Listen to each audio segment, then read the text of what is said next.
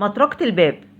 كانت توضع في العهد العثماني على أبواب المنازل مطرقتان، إحداهما صغيرة والأخرى كبيرة، فعندما يطرق الباب بالصغيرة يفهم أن الذي يطرق الباب امرأة، فكانت تذهب سيدة البيت وتفتح الباب، وعندما يطرق بالكبيرة يفهم أن على الباب رجل، فيذهب رجل البيت ويفتح الباب لاستقبال ضيفه. وكانت توضع على باب المنزل الذي فيه مريض باقة وردة حمراء، ليعلم المارة والباع والمتجولون بوجود مريض في هذا المنزل، فلا يصدرون أصواتا عالية. وما زال الأتراك يفضلون وضع مطرقة على أبواب منازلهم لاعتبارها عادة جميلة ذات صوت خفيف لا تزعج أهل البيت، ويطلقون عليها اسم يد فاطمة. الختان في تركيا.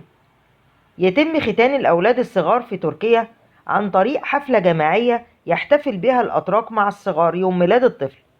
يتم ارتداء الطفل ملابس معينة في هذه الحفلة، ويتم دعوة الأهل والأقارب والجيران له. من أبرز العادات والتقاليد المتأصلة في بيت كل أسرة تركية المثيرة للاهتمام تقديم كأس الماء مع القهوة. تعود هذه العادة إلى عهد العثمانيين، حيث كان يقدم العثمانيون الماء مع القهوة عند استقبال ضيوفهم، ففي حال كان الضيف شبعانا يمد يده إلى القهوة، أما في حال تفضيل الضيف للماء فيفهم صاحب البيت أنه جائع. بهذه العادة صاحب البيت يطعم ضيفه دون أي حرج.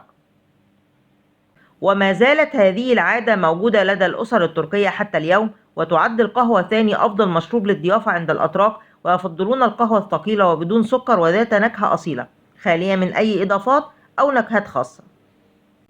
لا تغادر مبكرا.